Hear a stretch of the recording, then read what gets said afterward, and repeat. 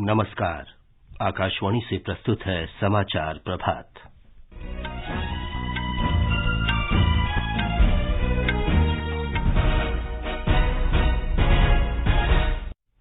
राष्ट्रपति द्रौपदी मुर्मू आज से हिमाचल प्रदेश के 4 दिन के दौरे पर। केंद्रीय मंत्री नितिन गडकरी ने सड़क परिवहन क्षेत्र में बदलाव के लिए उपयुक्त नीति और मजबूत रणनीति बनाने के लिए राज्यों और केंद्र शासित प्रदेशों से सक्रिय सहायता की अपील की। कर्नाटक विधानसभा चुनाव के लिए नामांकन पत्र दाखिल करने की प्रक्रिया तेज। राजस्थान और बिहार सहित कई राज्यों में भीषण गर्मी का प्रकोप और बेंगलुरु में आईपीएल क्रिकेट में चेन्नई सुपर किंग्स ने रॉयल चैलेंजर्स बेंगलुरु को 8 रन से हराया।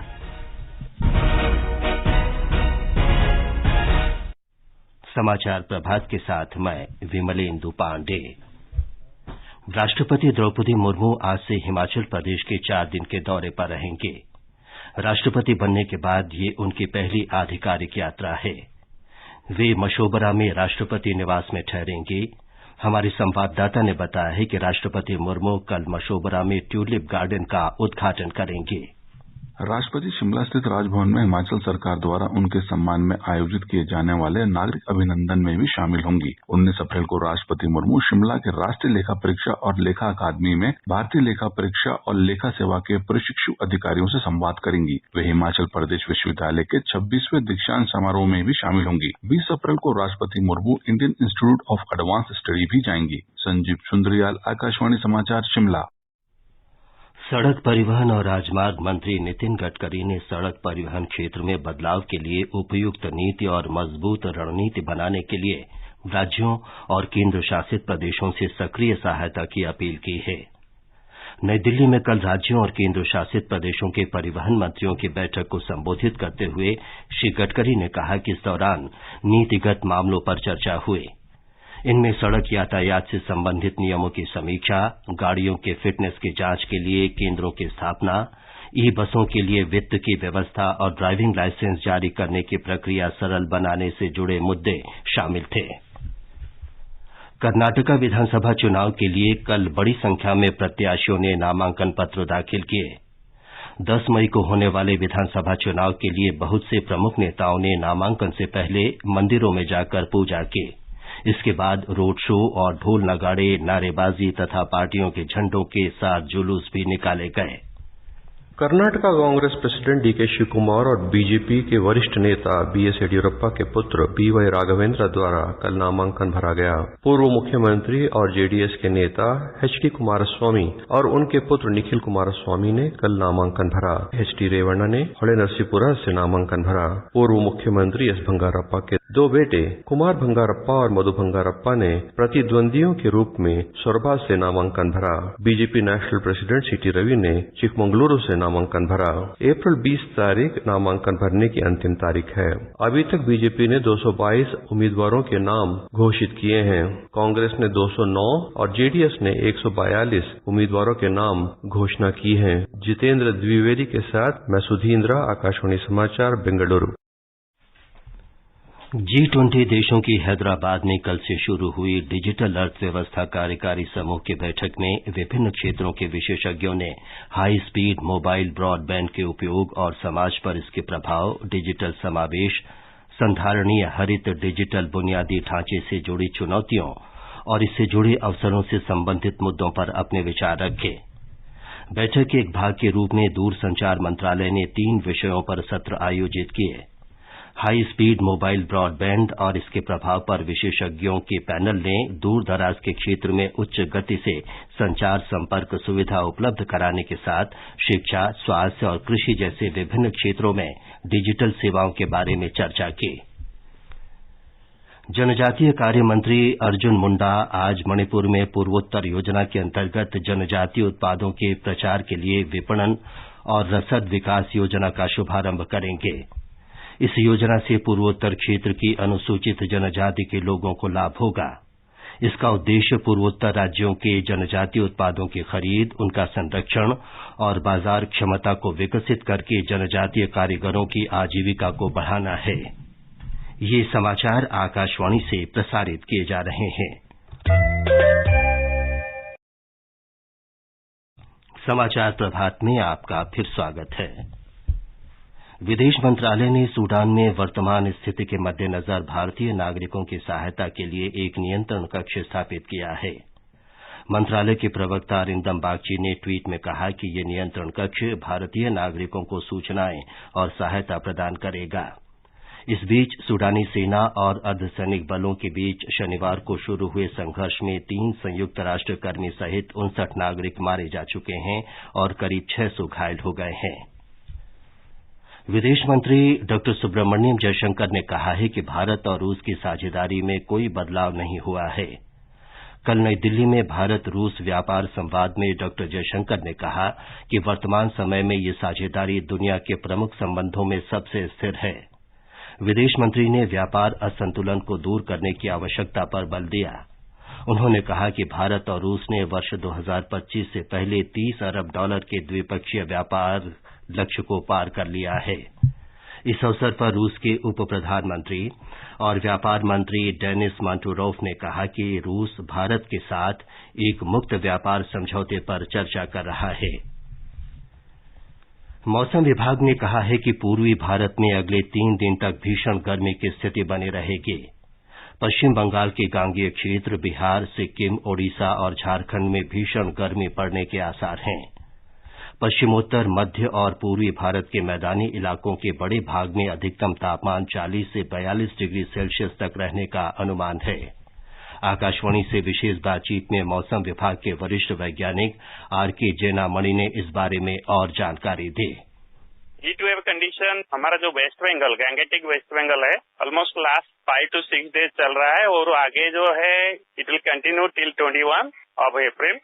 आंध्र प्रदेश में भी हीट वेव डेवलप हुआ है last 4 days and it will continue next 2 days 18 and 19। हमारा जो एडवाइजरी है ऑरेंज कलर मेनली बंगाल के लिए नेक्स्ट 3 to 4 डेज है, इसलिए सभी को हम लोग बार बार बोलते हैं कि 11 बजे के बाद जो हीट वेव का पीरियड है घर में रहे।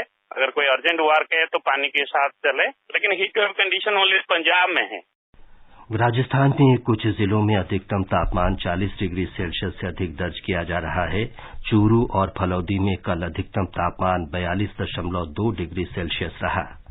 भीषण गर्मी के कारण बिहार के 23 शहरों में तापमान 40 डिग्री सेल्सियस को पार कर गया है।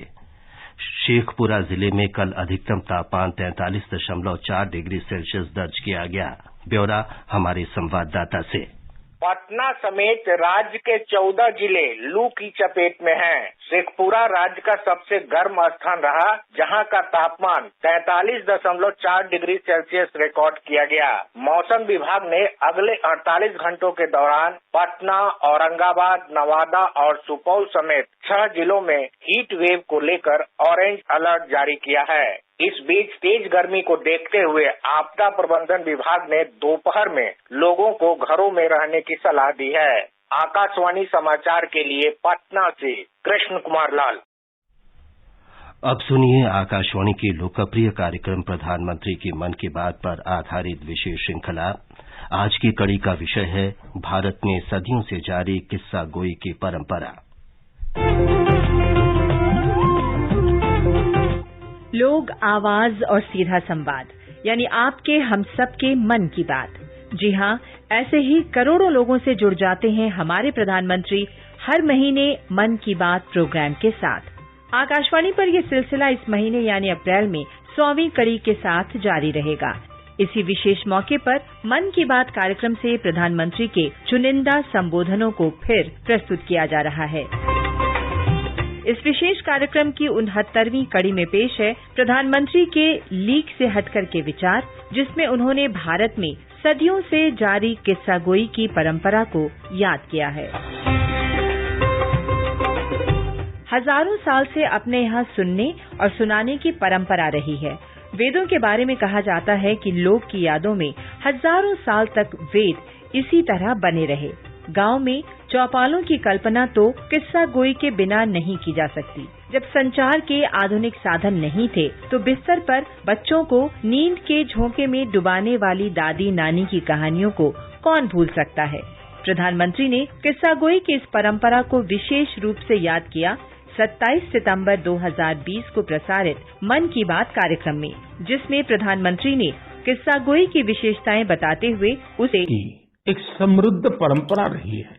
हमें गर्व है कि हम उस देश के वासी हैं जहां हितोपदेश और पंचतंत्र की परंपरा रही है, जहां कहानियों में पशु पक्षियों और परियों की काल्पनिक दुनिया गढ़ी गई ताकि विवेक और बुद्धिमत्ता की बातों को आसानी से समझाया जा सके। हमारे यहाँ कथा की परंपरा रही है। ये धार्मिक कहानियां कहने की प्राचीन पद्धति है। इसमें कथाकालक्षेपम भी शामिल रहा है। हमारे यहाँ तरह तरह की लोक कथाएं प्रचलित हैं।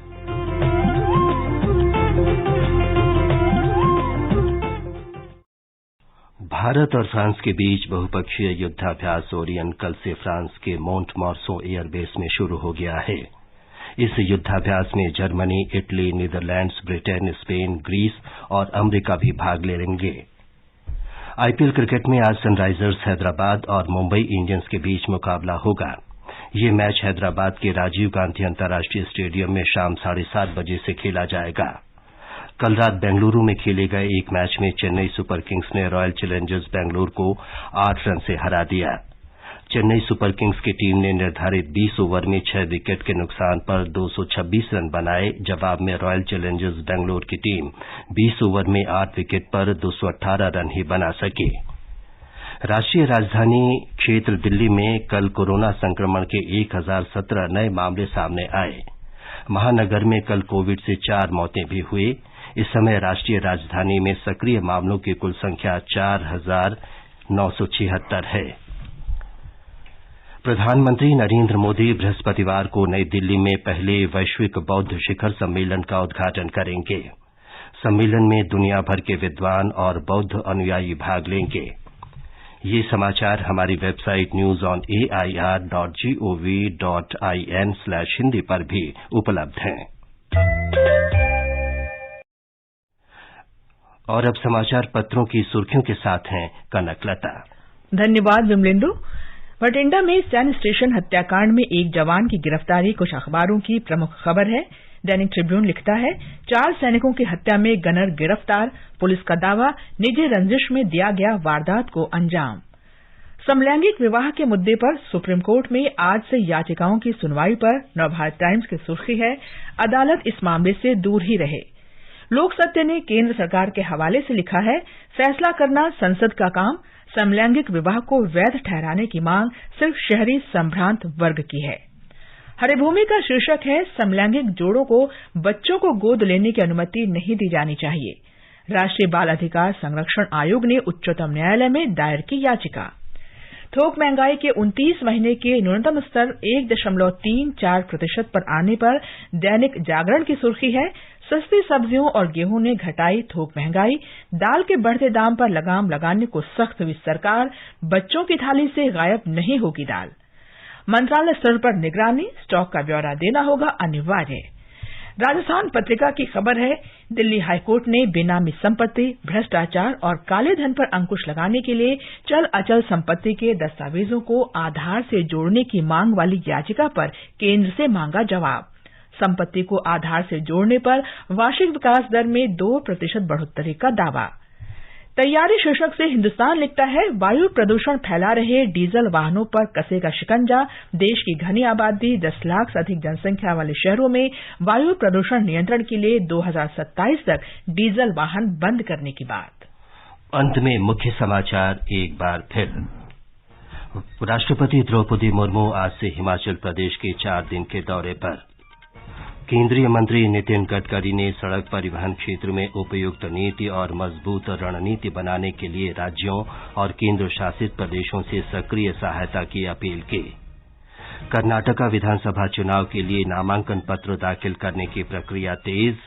फ्रांस के मोंट मार्सो वायु सैनिक अड्डे पर बहुपक्षीय सैन्य अभ्यास ओरियन शुरू। और राजस्थान और बिहार सहित कई राज्यों में भीषण गर्मी का प्रकोप। इसके साथ ही समाचार प्रभात का ये अंक समाप्त हुआ। नमस्कार।